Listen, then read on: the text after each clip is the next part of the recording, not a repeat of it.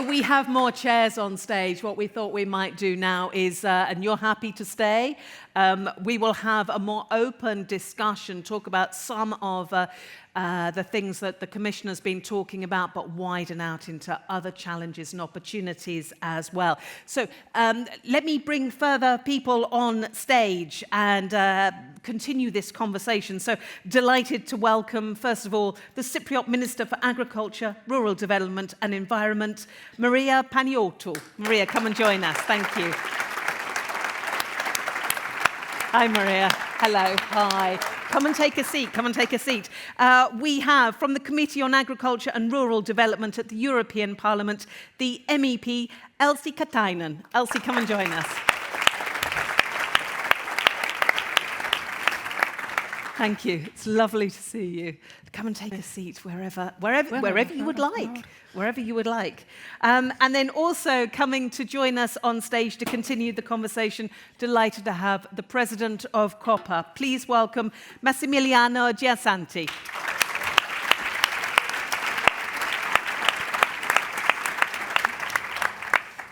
Hello, hi. Come and take a seat. Lovely. Thank you so much. Thank you. So it's really good to have all of you together, all coming at this, obviously all wanting to get to the same end of our discussion, but coming to this possibly with different thoughts, different ideas, different experiences. What we thought we would do is start on food security, if we may, and then we will bring in other challenges as well. And towards the end of our discussion, I'm going to open this out to the floor, both here in the room and online as well, so you are also able to ask questions. But we thought what we would do is ask you what you think the most significant challenges are in terms of food security that the agriculture sector faces. So let's concentrate first of all on that food security. In no particular order, if I may, just because you are sitting next to me, would you like to start, Elsi? Food security. Thank you, and it's very nice to be here. First of all, I maybe surprise myself and the Commissioner by thanking you for your great work.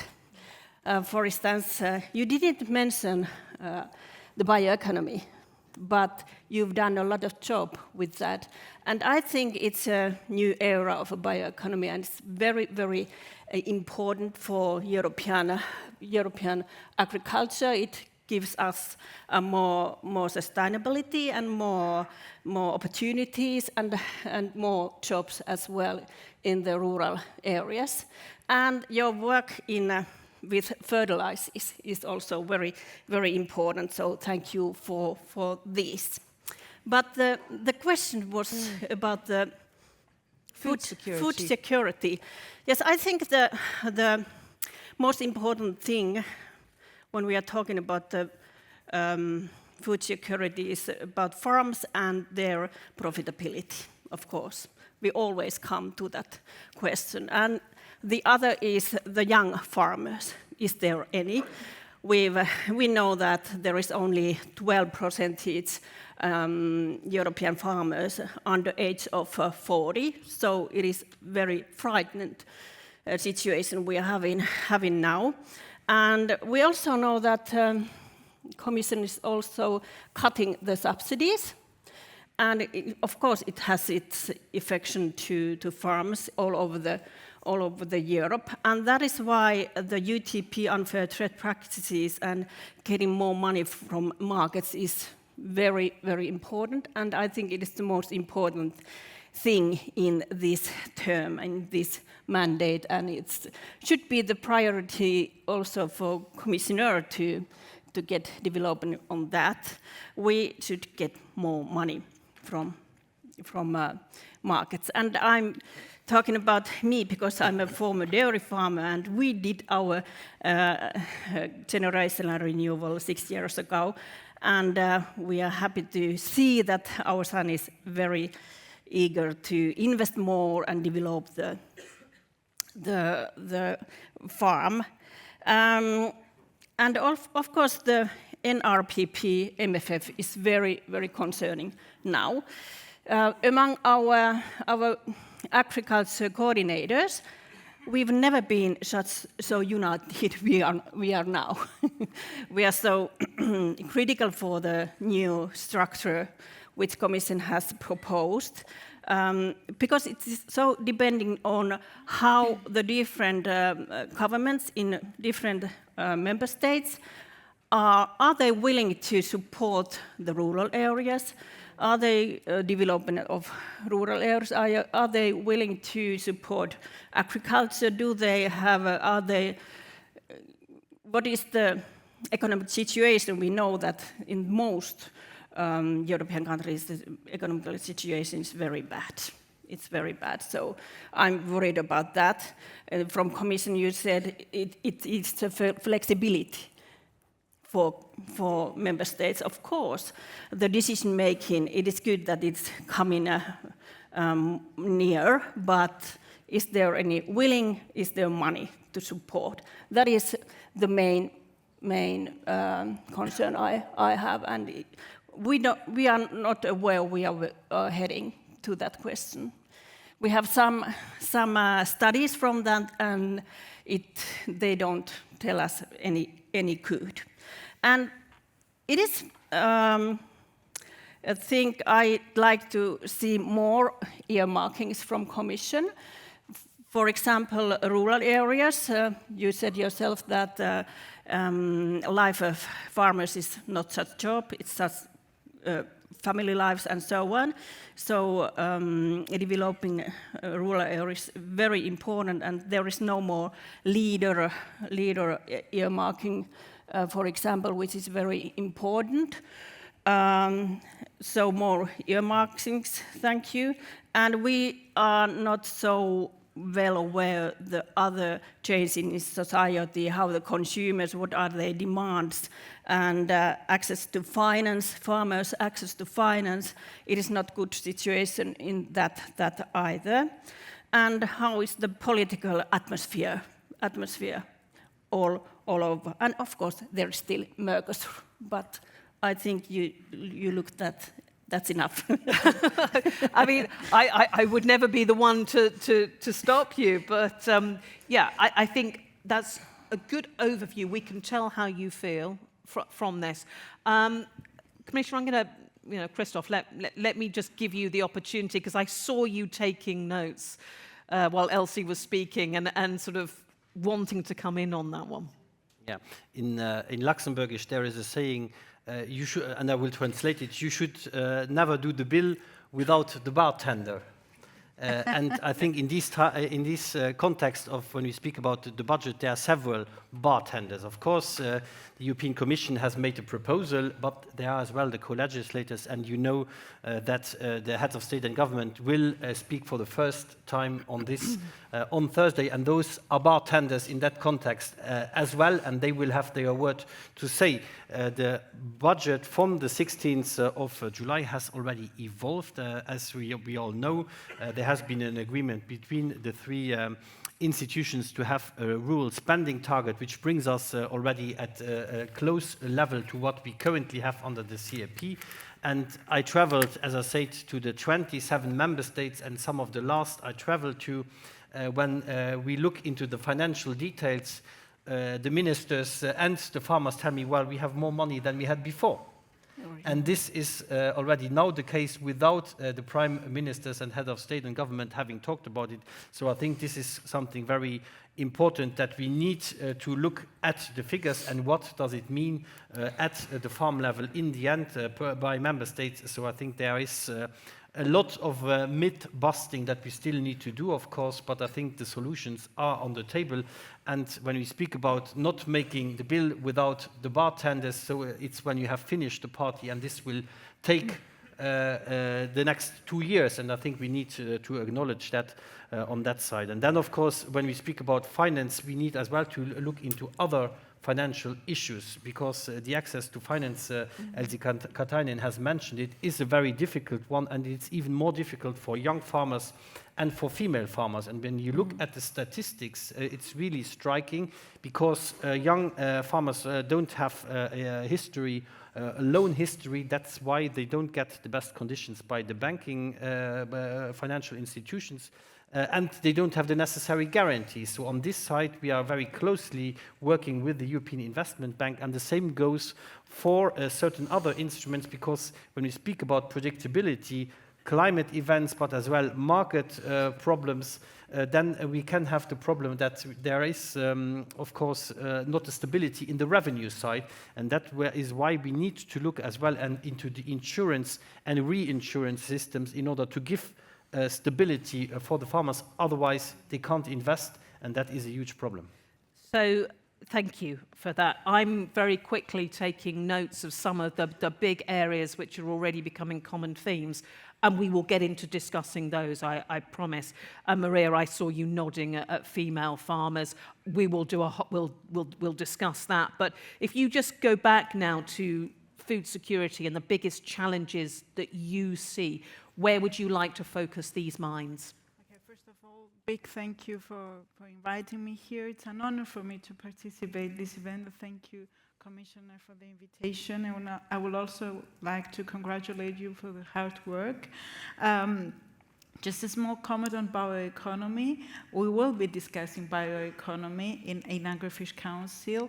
Actually, this is a great moment for me, because this is 2 weeks before Cyprus assumes the presidency of the European Council. So we will be having discussion on bioeconomy, and actually we aim to council conclusions in the ENVI Council. So this is some good news, and hopefully we'll succeed on that. Now, food security. Food security is not just a term we often use in the Agri-Food Council. It's actually the essence of daily life. Is to have access to sufficient food. It is to have access to food. And it's not something that is a given, and it's not something that we have succeeded in Europe. It's not a gift of chance. This is the outcome of the very hard work of our farmers. So we have to make sure that we will continue to give the means to our farmers to support and to produce the food that we enjoy every day in our table.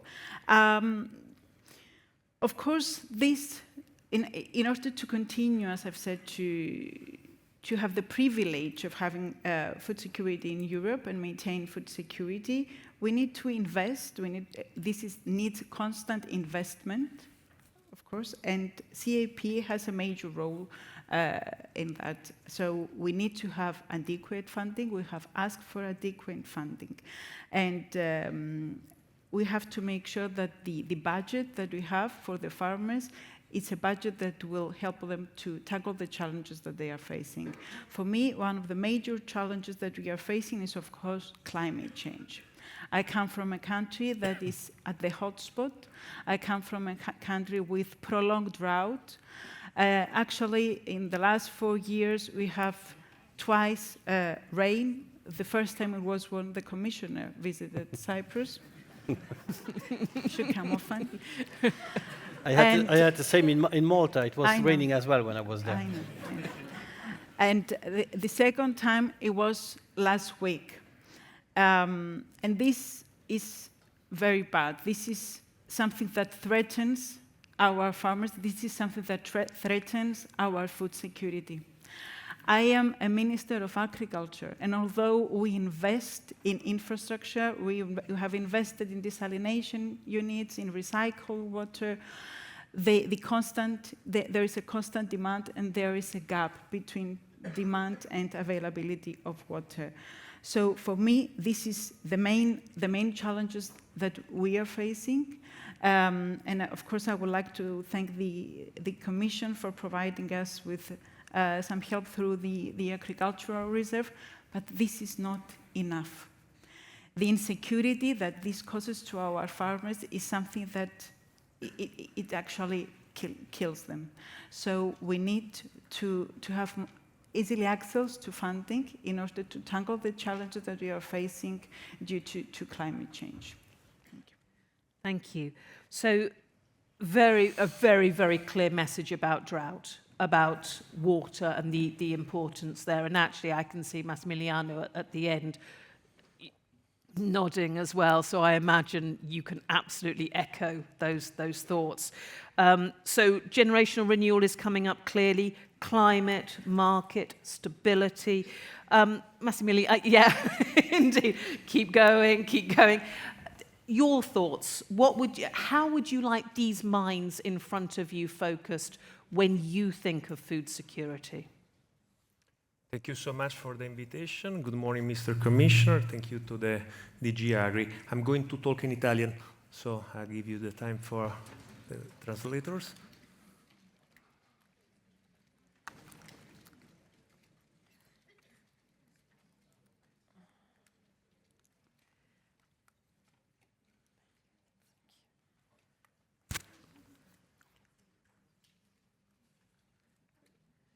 Ho ascoltato con estrema attenzione e interesse le parole della Presidente von der Leyen.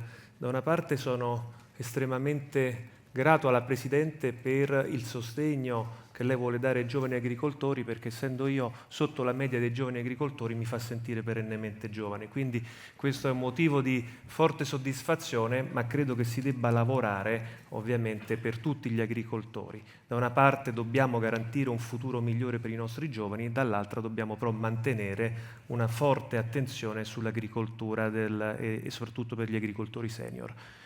E come ho apprezzato altrettanto le parole che lei ha usato nei confronti di un settore che oggi più che mai è fondamentale e strategico.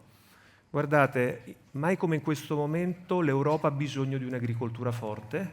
Una forte agricoltura garantisce una forte Europa. Abbiamo conosciuto in questi anni le difficoltà che si hanno sul mercato quando bisogna acquistare sul mercato i prodotti. Lo abbiamo visto con i prodotti energetici, lo abbiamo visto in parte con i prodotti agricoli. Non lo dice Massimiliano Giansanti, non lo dice il COPA Cogeca, lo dice la FAO. Negli ultimi 5 anni il costo alimentare è aumentato del 30%, ma non è aumentato del 30% il reddito degli agricoltori. Questo che cosa significa? Che sempre di più in Europa dobbiamo focalizzare l'attenzione sulla sicurezza alimentare. Noi oggi abbiamo l'orgoglio come agricoltori europei di garantire a 450 milioni di cittadini europei la sicurezza alimentare, ma dobbiamo e possiamo fare di più, perché da una parte ci sono le instabilità legate al mercato, le instabilità legate alla situazione geopolitica, alla guerra, alle speculazioni che ci sono anche sui mercati primari e infine il cambiamento climatico. Se a questo aggiungiamo che nel 2050 dovremo produrre il 30% in più, vuol dire che oggi siamo di fronte ad un bivio. O l'Europa fa uno scatto in avanti e guarda al futuro dell'agricoltura come un settore fondamentale e strategico sia per la sicurezza sia per l'economia che noi produciamo, e allora individuiamo le politiche necessarie per rafforzare l'agricoltura, o al contrario rimarremo fermi e quindi il mercato europeo, che oggi è il principale mercato al mondo per food e drink, secondo quello che prevede una grande banca d'affari olandese, tra 10 anni saremo il 4º mercato al mondo e questo non ce lo possiamo permettere. Allora la politica agricola comune diventa fondamentale sia nel budget, nella quantità di risorse necessarie per incentivare la produzione degli agricoltori europei. Non voglio parlare di sussidi, si parla di incentivi. Il sussidio si dà a chi non ha il lavoro. Gli agricoltori sono orgogliosi di lavorare tutti i giorni nella terra, noi siamo orgogliosi di quello che facciamo e vogliamo essere incentivati, non sussidiati. Allora in questo percorso diventa fondamentale avere un budget adeguato, ma soprattutto dobbiamo avere una struttura di politica agricola in grado di poter garantire la sicurezza alimentare, un giusto prezzo per i consumatori, un giusto reddito per gli agricoltori. E questo lo dobbiamo fare con una politica europea. Io sono presidente di oltre 60 associazioni agricole di 27 Stati membri. L'agricoltura del Mediterraneo è diversa dall'agricoltura del Mar Baltico, l'agricoltura della Francia è completamente diversa rispetto all'agricoltura dell'Ungheria. E allora rispetto a questo noi oggi abbiamo il dovere di proteggere quello che la Presidente von der Leyen ha chiamato la spina dorsale dell'Europa. Per far questo quindi ci vuole una politica che sia orientata al mercato, orientata alla produttività e che soprattutto abbia meno vincoli e molto più semplice. Su questo so che è importante lo sforzo che sta facendo il commissario anche sul pacchetto Omnibus e quindi dobbiamo continuare a lavorare con la Commissione per cercare di migliorare questa proposta. Come sapete noi giovedì in maniera pacifica saremo qui a Bruxelles con oltre 10.000 agricoltori proprio per cercare di far sentire la voce degli agricoltori, soprattutto anche sul Consiglio, perché è evidente che i primi ministri, se credono nella loro agricoltura, dovranno ovviamente anche credere sulle misure di bilancio necessarie per accompagnare un'agricoltura sempre più performante, sempre più competitiva, ma che necessariamente ha bisogno di maggiori risorse. Chiudo. Il presidente Trump l'altro giorno, per una deviazione del mercato sul prezzo della soia, ha immesso 12 miliardi di dollari per sostenere e supportare gli agricoltori americani. Noi stiamo discutendo oggi di una differenza tra la proposta della Commissione rispetto all'attuale proposta di circa 80 miliardi. Ecco, voi capite che oggi più che mai il gioco che c'è è un gioco molto pericoloso in cui necessariamente Consiglio, Commissione e Parlamento devono dimostrare a tutti noi agricoltori che bisogna passare dalle parole ai fatti e quindi sono convinto che dopo le belle parole che ho ascoltato da parte della Presidente von der Leyen, la Presidente vorrà dimostrare a tutti noi agricoltori che è arrivato il momento, con fatti alla mano, di sostenere e di incentivare l'agricoltura europea. Thank you very much. Thank you. You set out your position. Thank you very much. And clearly saying, and I did particularly like your line, you are not looking for subsidies. There is a difference between subsidies and incentives. Maria, you are nodding at that. You know, the council has already been mentioned there when it comes to the incentives rather than the subsidies. What do you want to pick up on there? Of course, I agree. We don't want, the farmers need security. They have to have stable income. And CAP, is the instrument in order to secure their income stability. And we often say that in the core of our food security is and will be our farmers. Then we have to make sure that we give to our farmers the means in order to continue to produce. Of course, we want more simplification. There's some great work that has been done in Omnibus 3. And this is, the developments are very useful, especially for the small farmers, but we need more. The farmers, they just want to feel that you're there for them. The head of my cabinet almost every day reminds me that you go to the doctor once every 6 months whenever you feel sick, but you go to the farmer every day. Whether you go to the restaurant, either you go to the grocery, to the supermarket, you go every day to the farmer. We have to make sure that the farmers are there for us, and we have the obligation to do that. And this does not come with, subsidies, whenever they're in difficult position. We have to make sure that we have a framework that will allow them to produce every day what is needed and what they enjoy to produce. And I had the honor to shake hands with many, many farmers. Their hands are very strong and hard because they're doing a hard work. And we understand that because we go to the field almost every day, and we can see that. We have the obligation to give them the power to invest, to have access to funding, to have access to innovation, to see what the good practices in other countries. And the CAP is something that we need to continue to count on, that it will be there to, to offer these tools. Christophe, do you want to come in on that? Yes, there are some points that have been mentioned that seem to be very crucial. Maria has mentioned the problem of climate change, which is a real one, and that exists meanwhile in all the member states. You've mentioned as well the agriculture reserve. We have this reserve of 450 million euros annually to deal with floods like the Dana in Spain, to deal like forest fires in Portugal, to deal with floods that we had in some member states in the Nordics, but as well we had in some other countries where we have droughts, where we had hail or frost. And though I have to say this 450 million, it's just it's a drop in the ocean compared to what is really the damage. That is why we need to look into this insurance and reinsurance systems, but also we have already doubled for the next MFF this 450 million to 900 million, which we call now the Unity Safety Net, which is a bigger guarantee, and I think this is very important. But when it comes to investment into climate adaptation, and you mentioned water infrastructure, we are sometimes not as efficient with the limited money that we have. And I was 2 weeks ago or 3 weeks ago, I was in Spain, and they are trying to do it as well, but they have means in the second pillar of the Common Agriculture Policy. They have the Next Generation EU funds, and they have cohesion funds. So they can do 3 little elements with a lot of bureaucracy, because you have to follow 3 different programs, 3 different applications.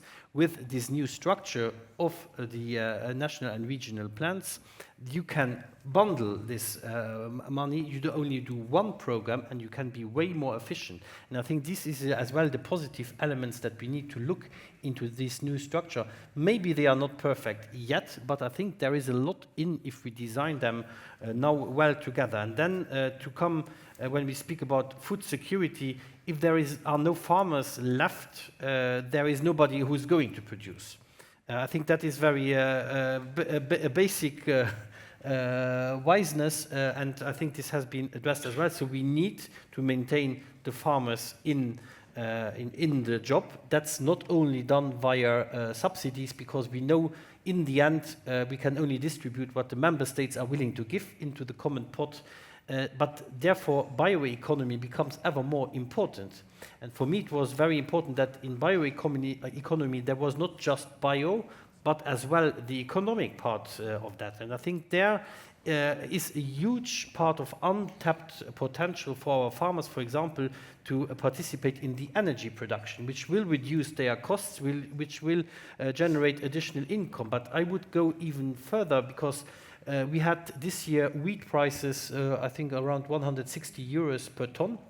With the input costs on the other side, this is you lose when you are producing in the end. And I think that is something where we need to think, how can we use this? Maybe as well in first generation biofuels, if we drop below a certain level. And I think these thoughts need to be done to have an income for our farming community. And this is not a competition between the plate and the tank. I think that is very obvious. But when there are moments like we have currently, we need to find as well solutions how we can give a fair income for the product, for the farmer in the end. And there is a lot that can be done. I know this will be a painful discussion to speak about those elements, but if we don't do that, I think we will lose even more farmers, and that would be detrimental, and that is incentivizing nobody to enter the job, and then we go into a direction where we will not have sufficient farmers anymore to farm our land, and that we need collectively, and that could be one of the outcomes. How can we make this more economically viable again for the farmers, to save them for the future? So when you're looking then at generational renewal and bringing in more farmers, making it attractive, financially attractive, but also getting the pride there as well, and making an industry that people want to go into and want to stay in once they are in. Elsi, if I may, I'm going to come to you, because you mentioned earlier you have done your generational renewal. I've done my job. I've done my job, she says. Your son has taken over your farm. And I'm sure that's great, but I'm sure there are lots of farming families that wish they had someone that they could go, I can see the line there of who will take over. So how, given your experience, and Massimiliano, I'll come to you next because you are also a several generation farmer. How do you make it more attractive to stay in the sector? Did your son ever want to work elsewhere, or was he always going to be on the farm? He had a moment that he thought about the military. The career. military, right? Yeah. Yes. We are from Finland, you see. So, yes, but he was about 4 years old. Oh, so he... Oh, hang on. No. When he decided to be a farmer, and he was about 20, considering the military. Okay. Yes, but I come back to profitability of farmers. It is the core in everything. And I do agree with you all that the subsidies is not the eternal answer to that. It is not. Of course, we want real payment from markets, and that's why I always bring up the UTP. Unfair trade practices should be taken on the second serious round in commissions, and I know you are giving a proposal there, and we are waiting, and we have very high hopes on that. In 2019, we didn't succeed so well with UTP. It has not so much affection. We don't see in farmers' incomes that it helped at all, so we need some more. And you mentioned a very important word, pride. We should have pride. And I know that young farmers are, so many times they are underestimated, because they are very interested in technology, and they are very interested in environmental issues. And I don't like the atmosphere which nowadays says that every young farmers are so afraid. No, they are not. They are very, they want to go forward with data, technology, and new innovations, and they are very proud to be that. We have to give them some subsidies for some years still before the UTP done its job. But the climate change, we are having at last snowing in Finland, which is very important that the Santa Claus can come to you. Of course. But also that the climate change is not yet so in a terrible situation. We are heading that. And in Finland, I think we are one who could even get some benefits from climate change. We will have a longer growing season. So we have to fight for preventing climate change, but also adaptation is very important. So we need more and more researching and education which takes farmers with all the researching measures. And I mentioned something about Mercosur as well. People are afraid of taxes. There are safeguards, which we have some kind of agreement now, and I'm very happy about those, and I want to trust them. I need them to be very reliable, that we could avoid double standards. It is not the approval that in Europe there will be any double standards in the area where the standards are the most strict. And of course, the Ukraine possible membership, EU membership, it brings the same kind of problems, even though we of course, we hope that they will join us. You mentioned lots of different areas that all play into that, the security or insecurity of farmers. Let's go back to one of the first things that you were talking about, which was the generational renewal. And Massimiliano, if I may, let me come to you on this one. How do you get a really good secure flow of people wanting to come into the industry? What is it? Is it the financial aspect first and foremost? Or is it the love of the vocation and the pride? What is it, and how can you help to guide those new farmers in? Ok, grazie per la domanda.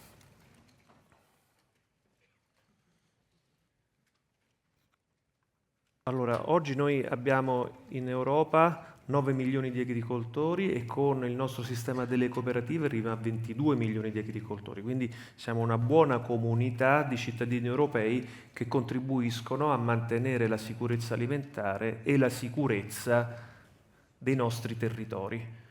Non c'è futuro in Europa senza agricoltori. Se noi immaginiamo un'Europa fatta solamente di grandi città, di polarizzazioni verso le grandi città, noi perderemmo di fatto il mantenimento, la cultura millenaria della civiltà europea. Dall'altra parte però dobbiamo anche garantire un giusto reddito ai nostri agricoltori per rimanere ed essere produttivi. Certamente siamo di fronte ad un cambiamento di modelli produttivi, siamo di fronte alla quarta rivoluzione degli ultimi 100 anni, perché abbiamo avuto 100 anni fa la rivoluzione della genetica, dopo la seconda guerra mondiale abbiamo avuto l'introduzione delle macchine, poi abbiamo conosciuto il valore della chimica verde e oggi abbiamo le tecnologie. Quindi da una parte dobbiamo spingere moltissimo sulla digitalizzazione dell'agricoltura, ad esempio nella struttura della proposta attuale non si parla di digitalizzazione dell'agricoltura, quindi noi dovremmo anche capire qual è la visione della Commissione, del Commissario, degli Stati membri rispetto alla digitalizzazione in un momento in cui la gestione dei dati, la gestione complessiva dei dati diventa un tema anche quello di sicurezza.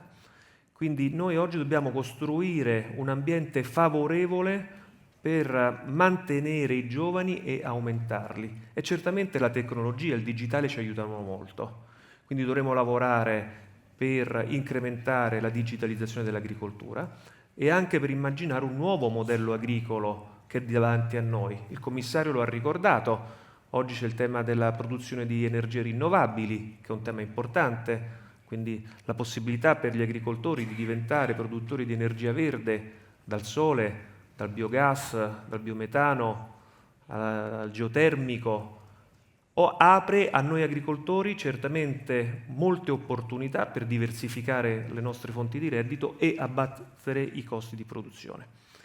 Poi c'è l'agricoltura che guarda anche a tutto il tema delle fibre in prospettiva. Noi possiamo avere un ruolo enorme anche per tutti quei settori industriali che non sono solamente il tema legato al food and feed, e quindi rispetto a quello noi oggi possiamo sviluppare una serie di attività fondamentali nel settore delle costruzioni e quant'altro.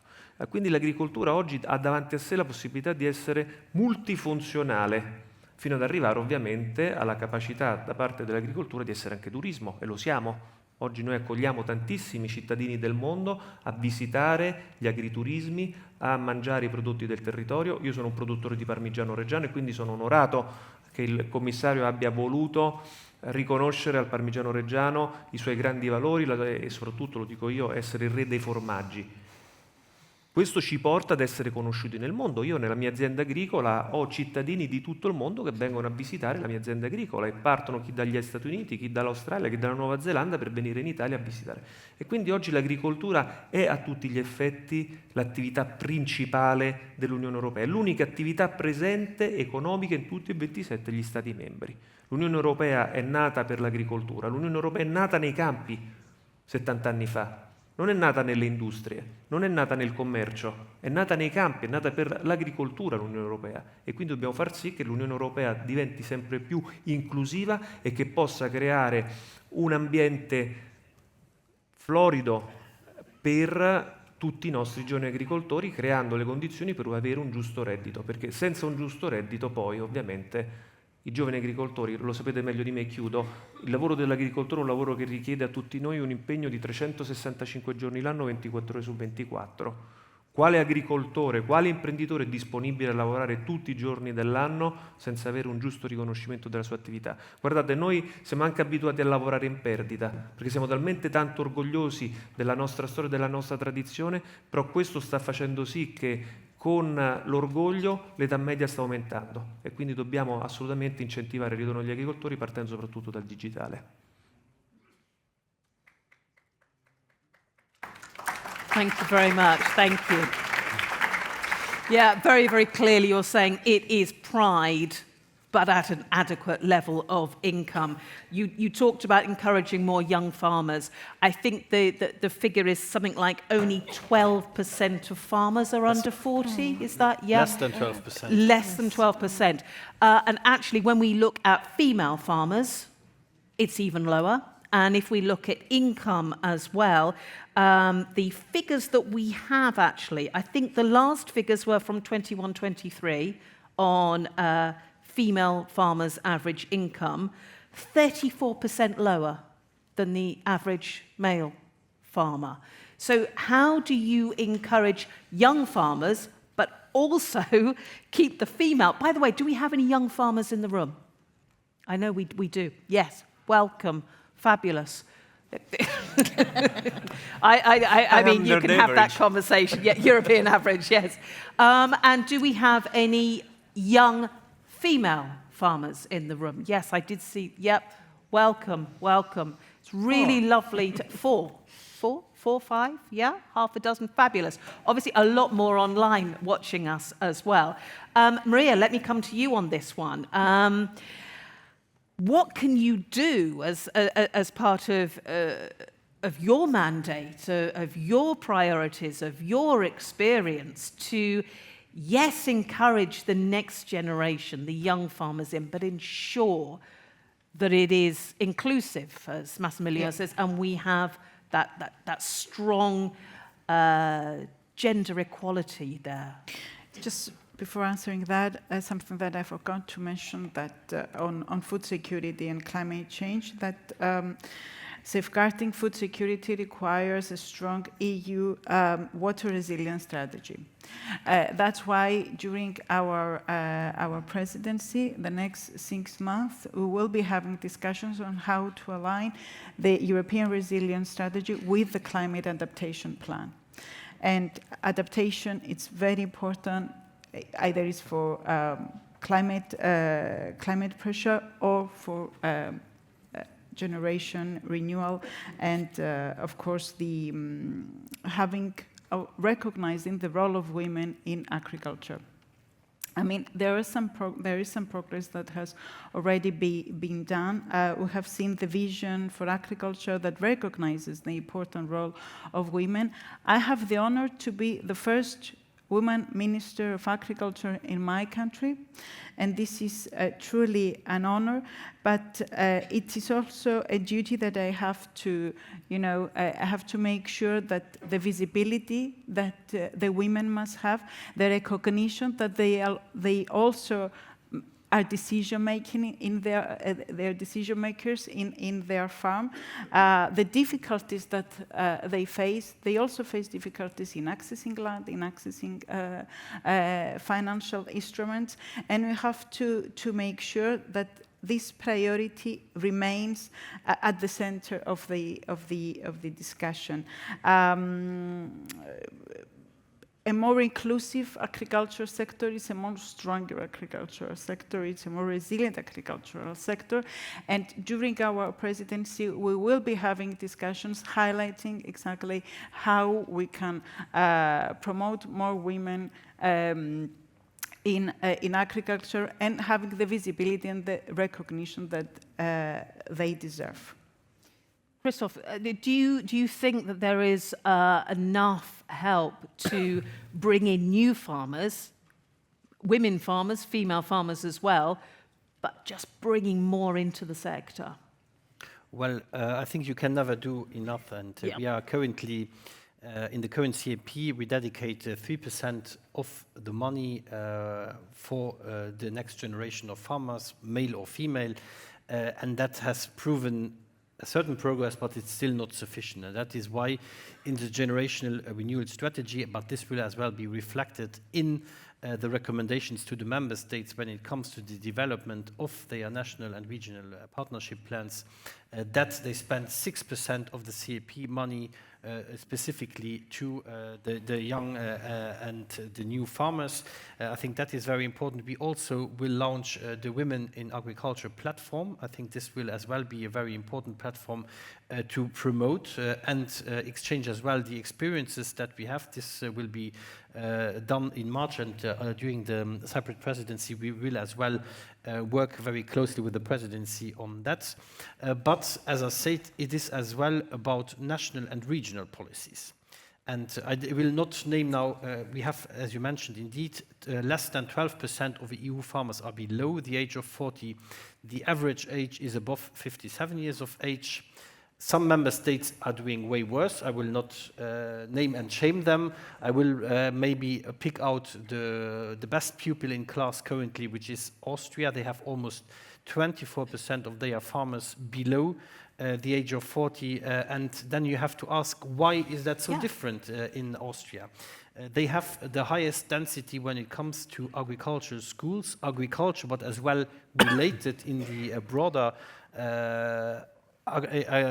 forestry, etc. So they do really a lot on that skills and upskilling side, but they have as well a very attractive pension system, which is attractive for the, let's say, the grey farmers at some point to leave over the farm to the next generation. They don't have to work anymore to be able to survive, and so this is really a combination that we need to see very closely.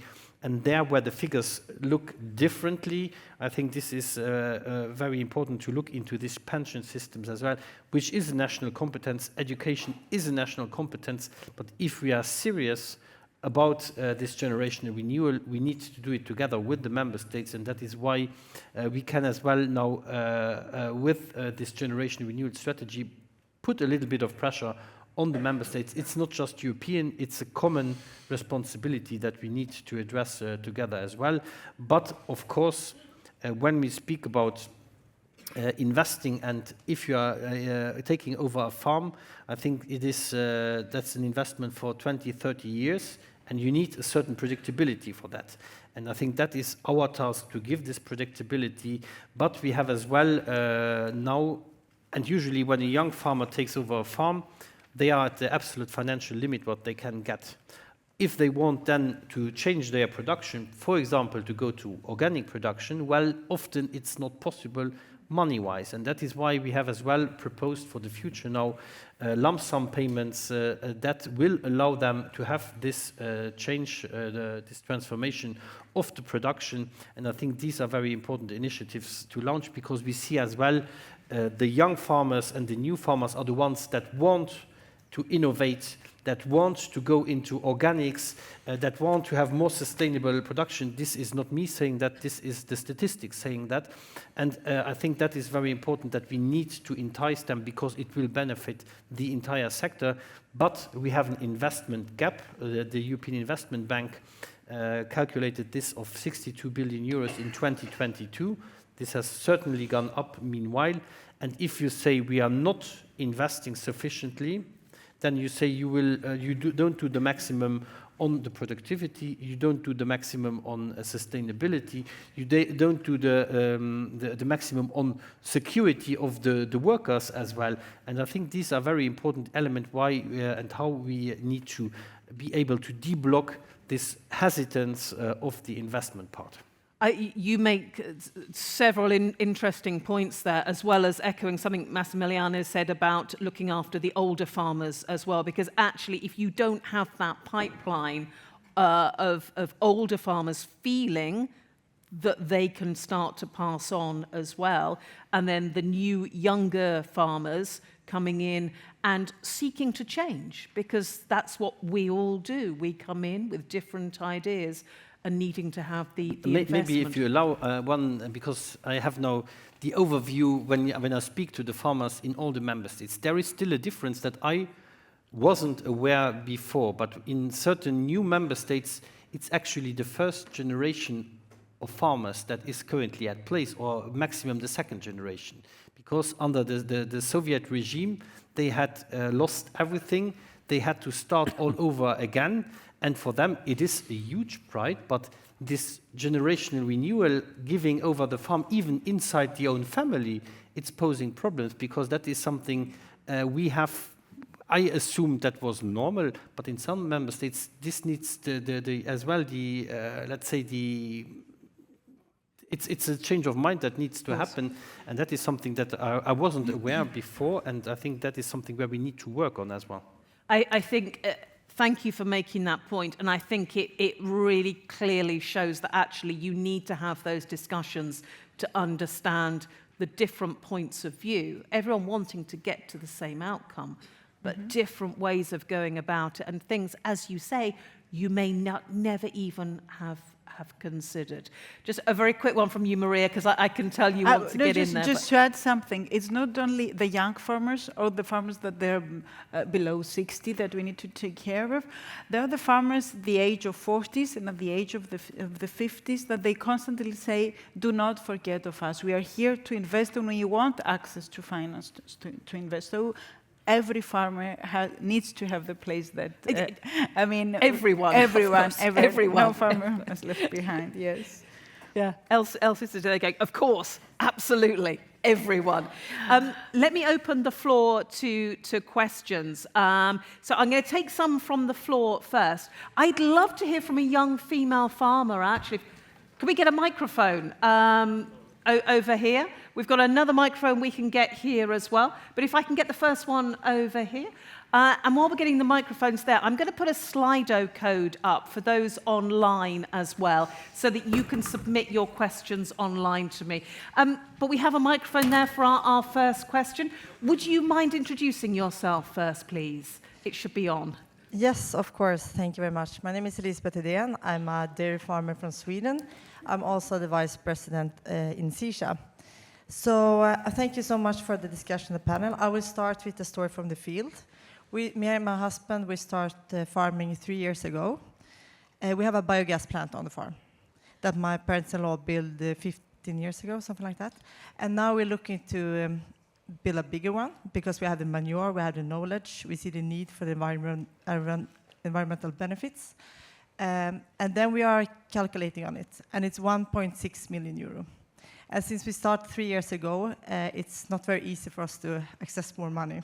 So we can really see the limited, like we know what to do, we know how to do it, but we can't afford it. So I think that's very good what you talked about, Hansen. I can really feel it on my farm, on the field.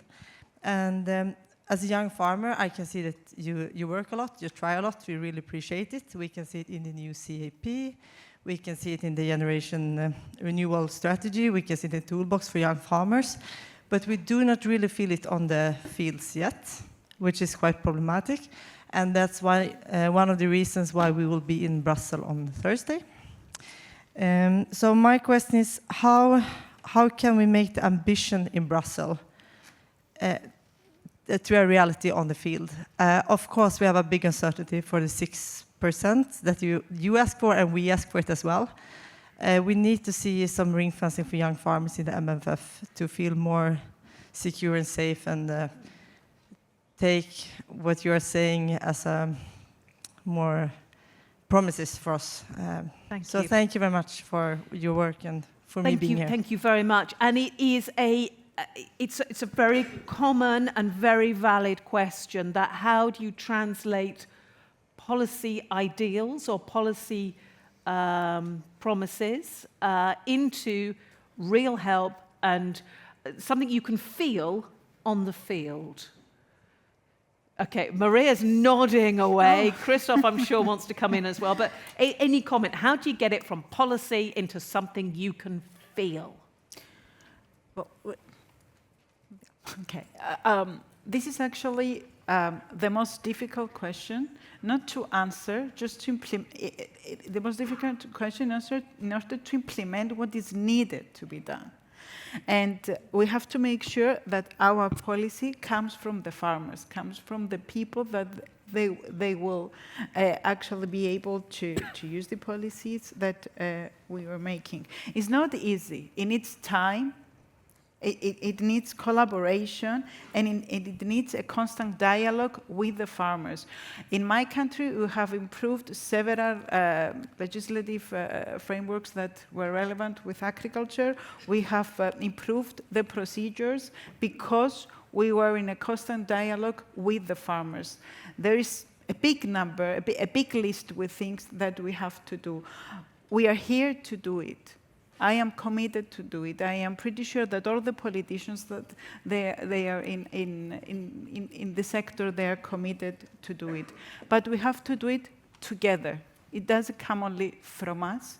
We need to do it together. All the institutions, we have to work constructively in order to have a positive outcome. And you need to have that ongoing conversation so that those right down the line can see what is happening. Elsi, I know you're desperate to get in there, and then Christophe. Me first, thank you. Thank you so much.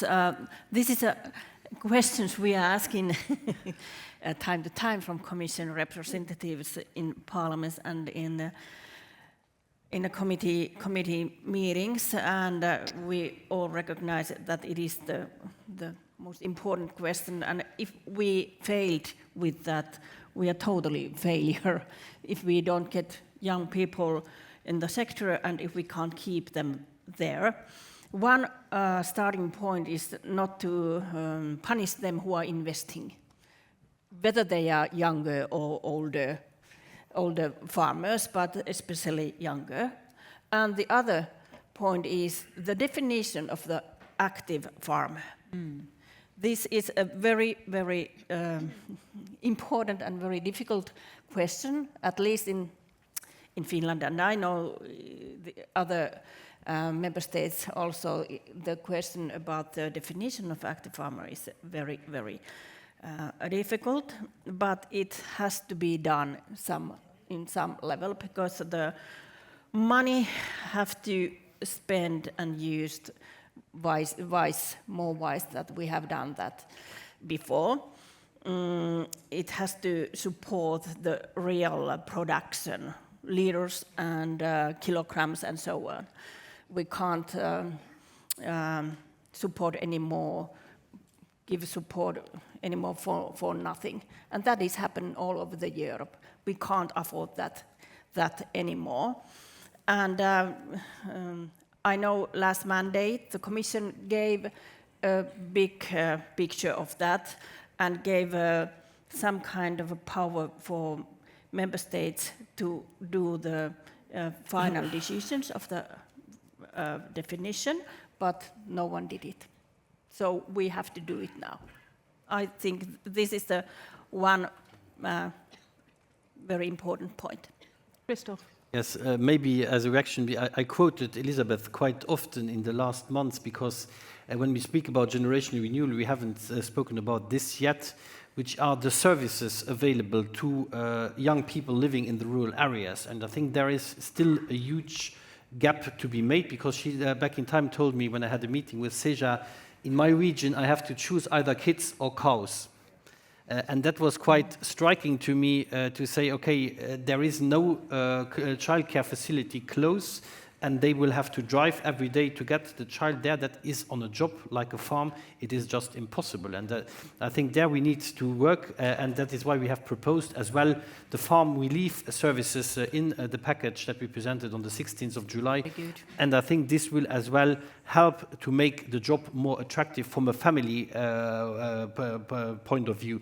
That is very important. Then you mentioned as well that you don't feel the changes yet on the farm. I have to say I'm as well a little bit frustrated. I have been in national politics in the European Parliament and now in the Commission, but I have to say in this moment we have proposed, I was in the second week of my mandate, I made the two first proposals on the Common Market Organization, on the Unfair Trading Practices Directive.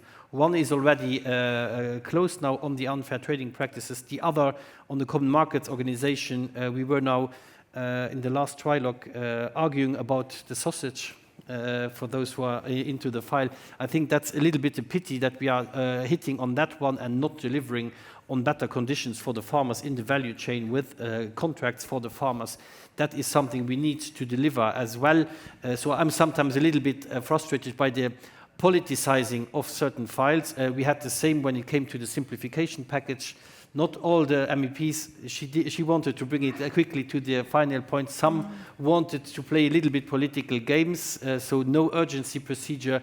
I'm glad that it arrived at destination. It will be felt as from next year by the farmers. We did a lot of work on the GAEX, on the conditionality, so this will really be felt. It's a lot of simplification for the organic sector as well. So I think there will be relief, but simplification, it is not a one shot. It is a process, and we need constantly as well to ask ourselves when we are proposing in the European Parliament, in the Council, but as well in the Parliament, when we are proposing amendments, what will be the effect of that? And sometimes we want to deal with every detail, and this makes legislation sometimes hugely complex, inapplicable, and that is something where we need to constantly work. We need as well to have a broader look on other policy areas, because when I travel to the member states, most of the complaints were not the CAP. It was health and sanitary legislation, it was environmental legislation, it was national and regional legislation, because sometimes member states attempt as well to do a gold plating of European legislation, go even a step further. That is not helpful when we speak about the C of the common agriculture policy, but this is of course then putting additional hurdles to the farmers. But on the investment side, and you mentioned on bioeconomy, biogas is for me bioeconomy, we need to double down on that, because we are not self-sufficient when it comes to energy. We are not self-sufficient when it comes to fertilizers, and we need to close this circularity circle once and for all. And I think there is, and that is what I mentioned, there is a lot of untapped potential, and this is for biogas, this is as well for solar panels. I visited two very similar farms, one in Belgium, one in the Netherlands. In Belgium, the grid is ready to take on the electricity. In the Netherlands, it's not. And there again, there is homework to do for the member states to make this happen as well. Yeah, you're clearly showing that frustration. Things need to be done before it can start to be felt on the field. But in the meantime, as we've been discussing earlier, everyone sees things from different points of view. You know, those on the field are going, let's have it now. I think you want to make just a very quick point, Elsi, or shall I take another question? Are you happy if I... I recognize that frustration, but we were earlier talking about, and Elizabeth was talking about, also about the social kind of life, that it's not all about job.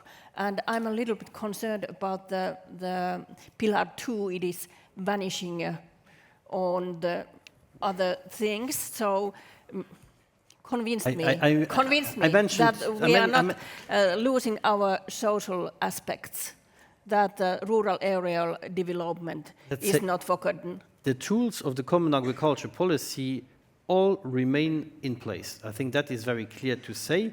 We had, of course, and I think it was a little bit that maybe the agriculture ministers didn't trust their own finance ministers that they would allocate sufficient money to what will be mandatory, because the LEADER projects, for example, will remain mandatory, the school schemes will remain mandatory, and now we have this additional rural spending target, which ensures already that at least 10% of the 453 billion will be taken there.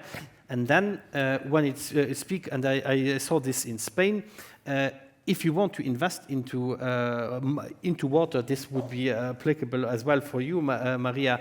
You have different tools, but it is inefficient, because you do the three little infrastructures, put this money together, do run program, and this will be real impactful. And there will be many examples like this on the water infrastructure, like on irrigation technologies, where we can do way more in bundling this.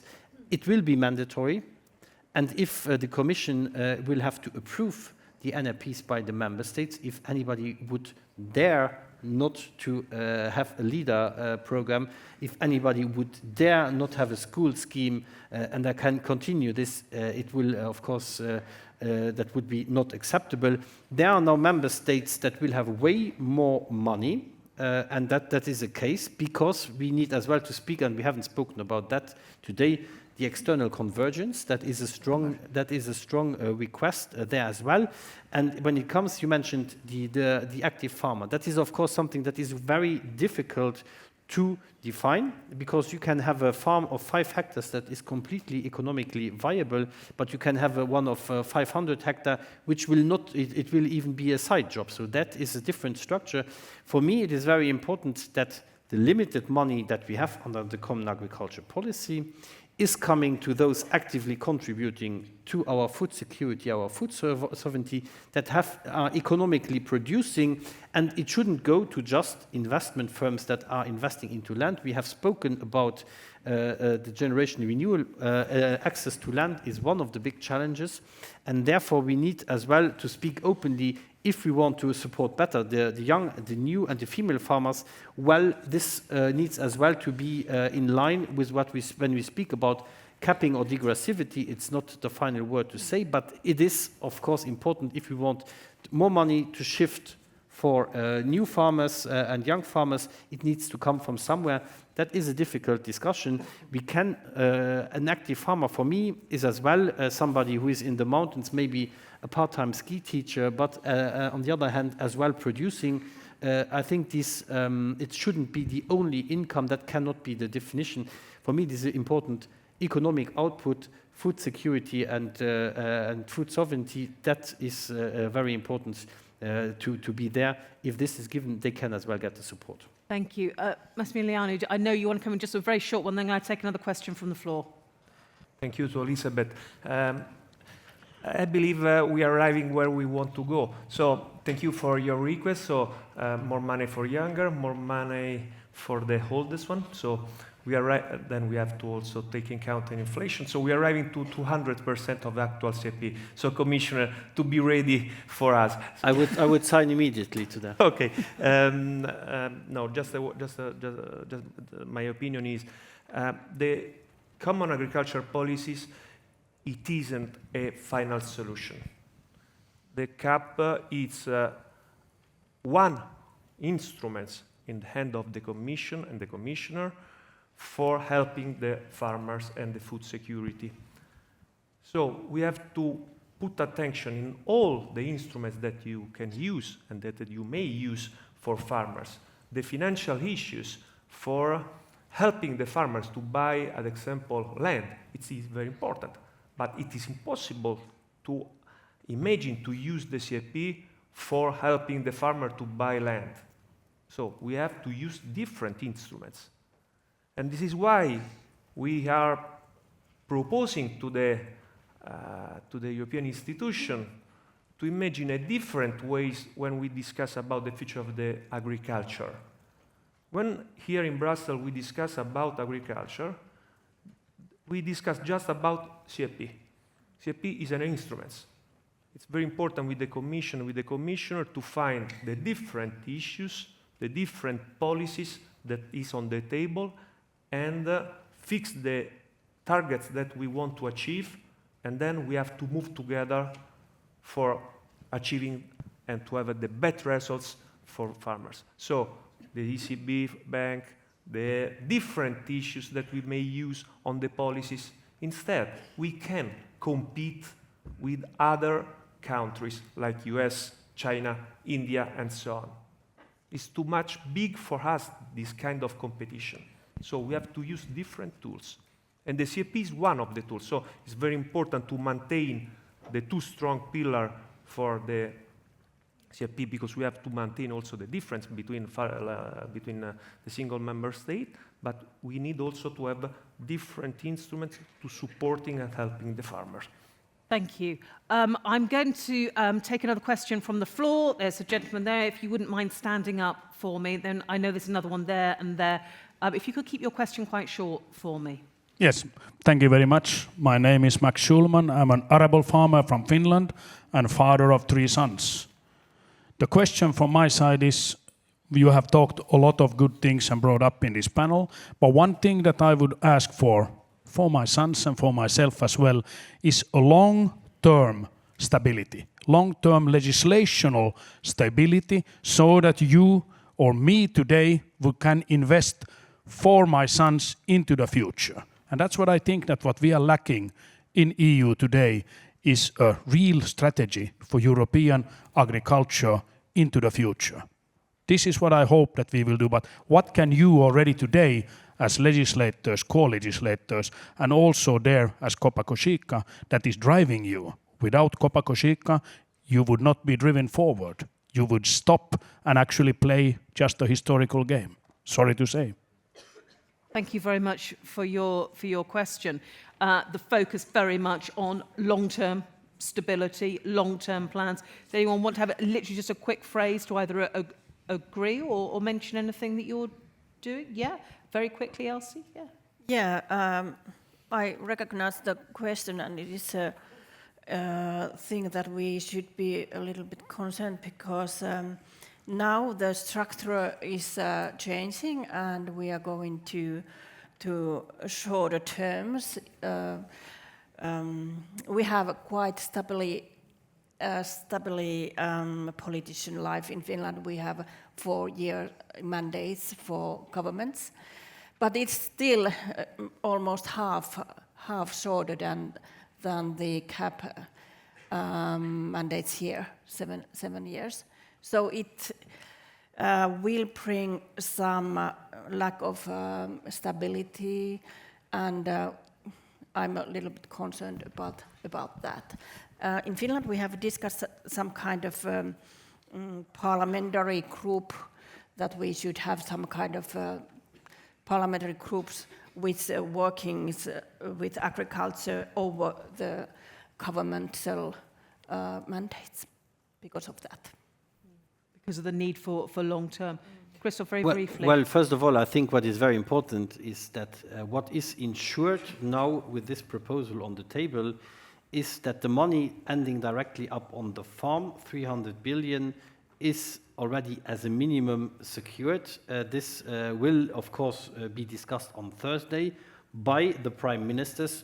I personally hope that they will push this a little bit up, of course, but this is 80% of the current CAP currently, which is the 300 billion. The other 20% is CAP, yes, but it is not the money that is ending up on your farm or in the pocket of the farmers in general. And I think that is from one departing point.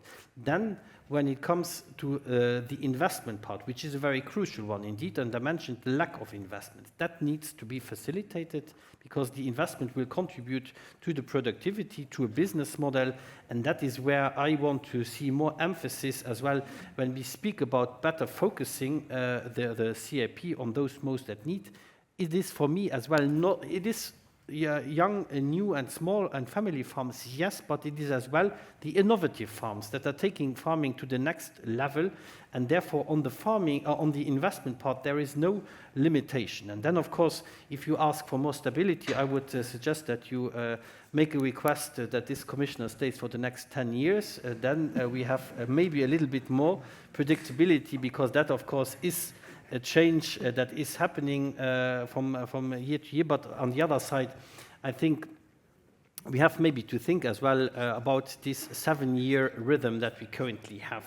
Investments, or at least for the agriculture side, because investments are not made on 7 years basis. Maybe you buy a tractor on a 7 years basis, yes, but you will not build a new barn with a certain business model on a 7 years basis. And that is something where we need to reflect if there cannot be made certain differentiations and to have this common socle, that you have a little bit of flexibility, because we will need to adapt. It doesn't need to be too rigid, but for the long-term investment, that there is even more stability. And that brings me as well to what is the most important on a farm. Is it just to have a little bit the approach, all the hectares need to get the same, and then we let everybody do? Or do we want really to boost and foster the uptake of new technologies, of innovation? And I would say the second is more important than just spreading the money everywhere and letting it go. This opens the door as well two people that we don't want to get the money.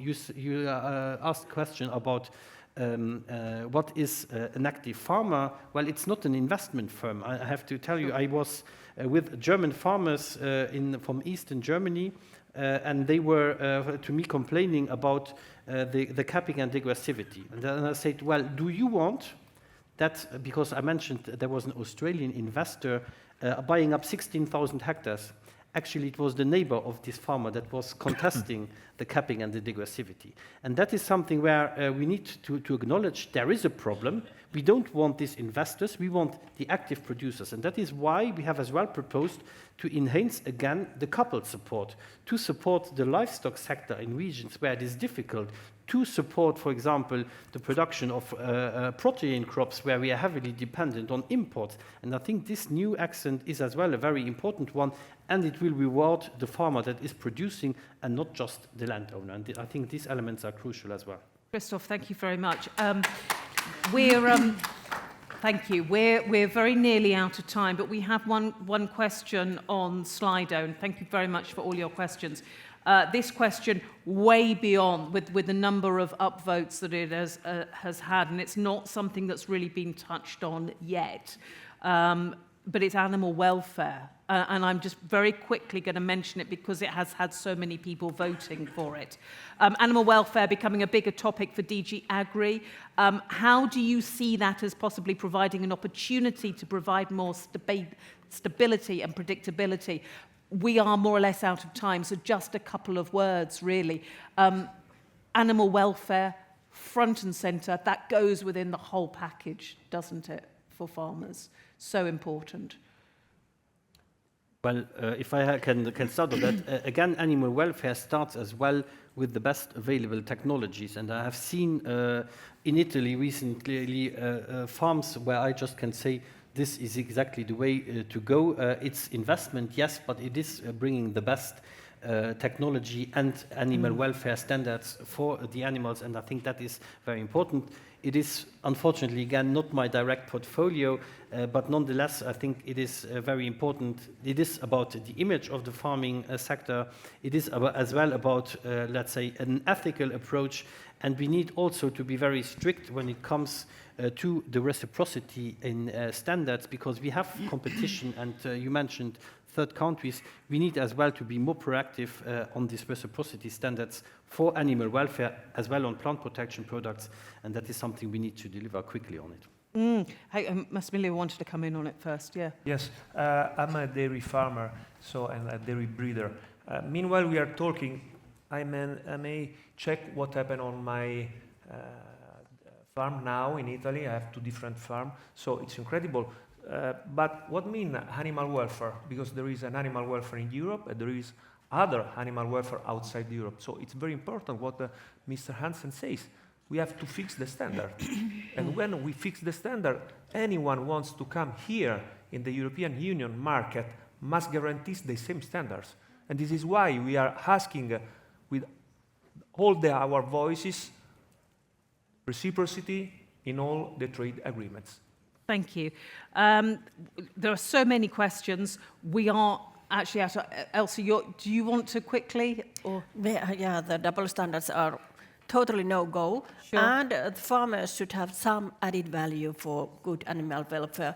That is the one important measure to take it alive.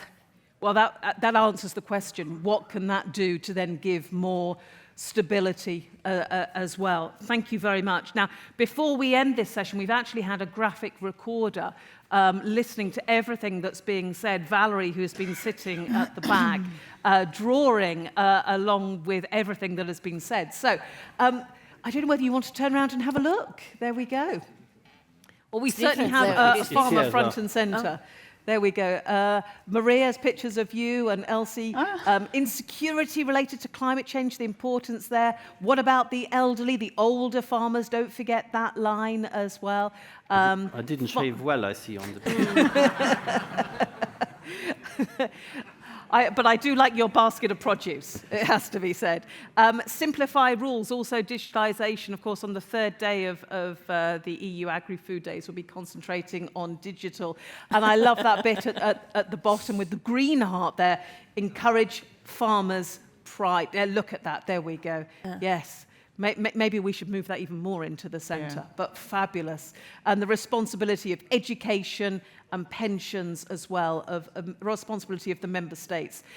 Ladies and gentlemen, we try to get through as much as possible. There is so much to discuss. If you didn't get your question answered or your particular point of view heard, I think we covered so much anyway, but you will over the next couple of days. But for now, Maria is to go on. Just a closing remark for me, just to, I would like to highlight that as an incoming presidency, we'll promote discussions in order to have a strong, modern, and simpler CAP. I would like to make that clear, because for us it's very important that Europe continues to feed its people with confidence and pride. Confidence and pride going into the next council. Thank you so much.